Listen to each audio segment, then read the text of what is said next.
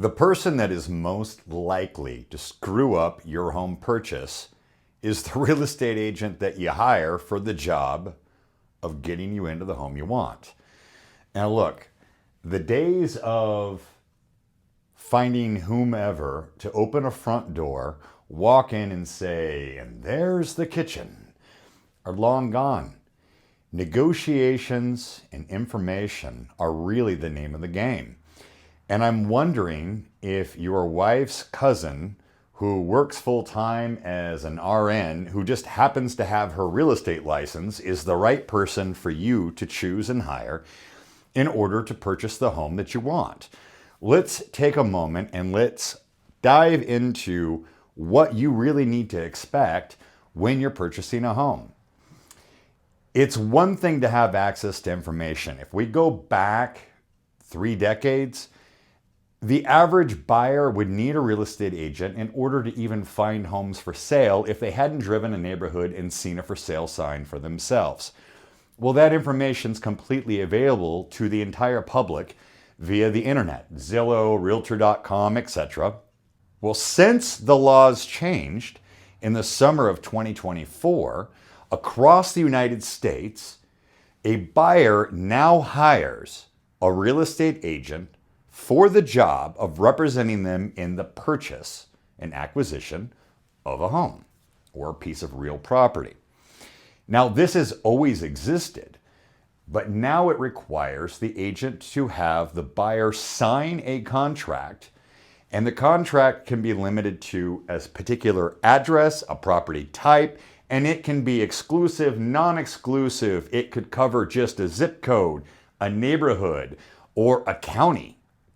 So these are the first things that you need explained to you correctly because, and here's the point, when you do this and you hire an agent, just like the seller of the homes that you may be interested in, interviewed agents, picked the one they wanted, and hired them via contract and agreed to pay that agent in order to get their home sold, you are now doing the same thing as a buyer. You are going to hire an agent for the job of representing you, not only to find the home, but to negotiate the contract and the sale and guide you through the 30, 40, 50, 60-day period of escrow before you can close.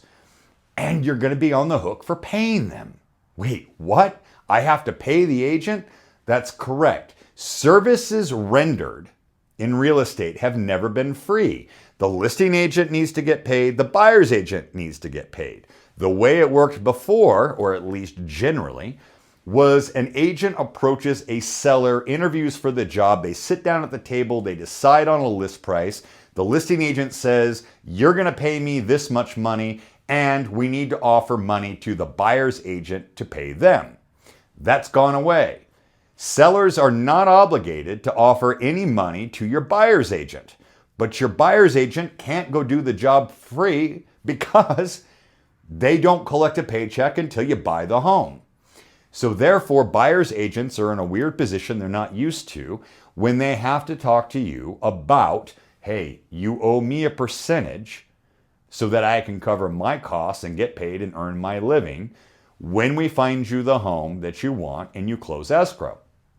So a buyer's going to ask, how am I going to pay for that? I'm already having to pay for everything regarding the loan, the home inspection, the down payment. I'm tapped out. I don't have additional money just to pay an agent to represent me.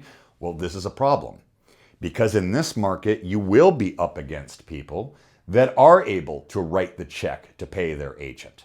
So already you may or may not be at a disadvantage.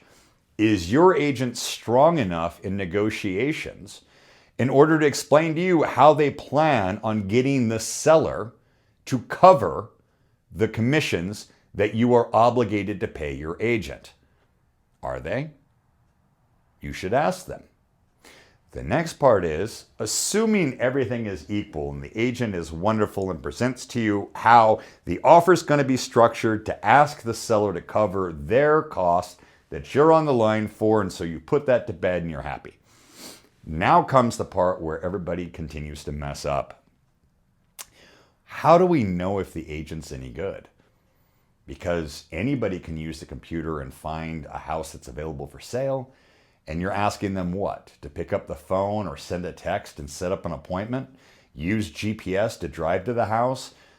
Work a lockbox and unlock the door and let you in? And say, here's the kitchen. Notice all that natural light. Won't this be a beautiful view from your kitchen while you're washing dishes into your backyard? Can you imagine your children playing here?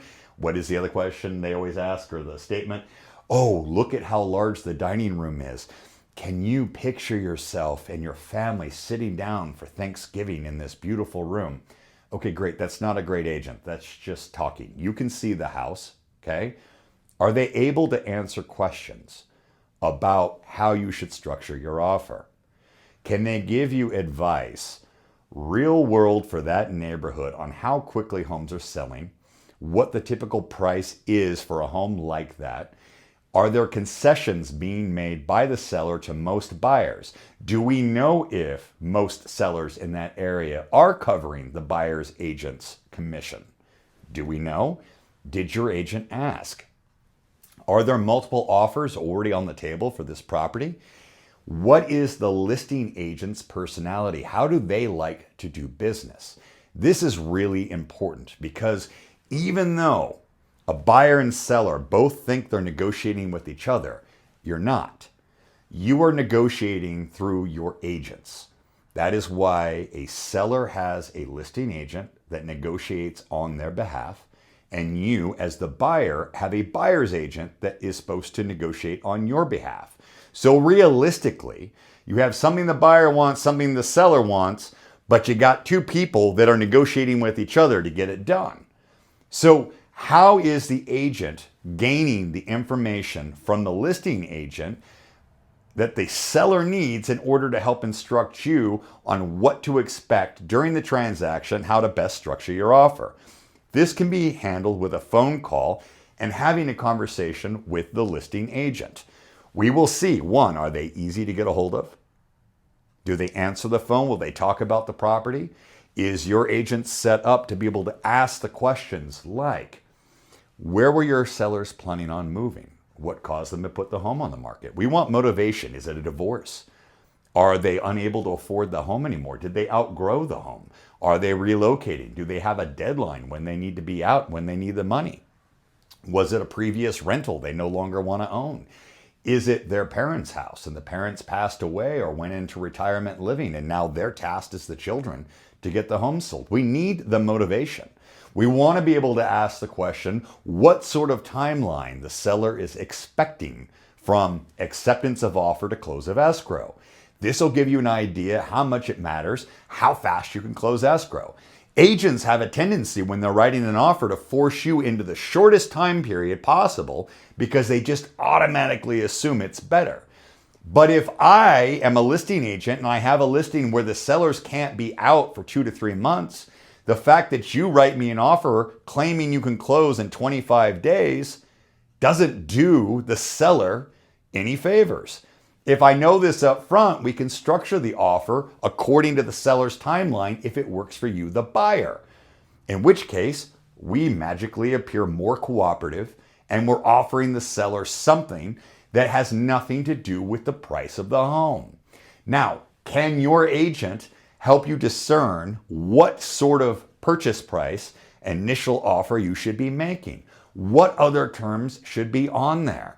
Are you holding on to your right of doing a home inspection and being able to review the condition of the home and request maybe that certain items be repaired, or a credit so you can take care of these things on your own?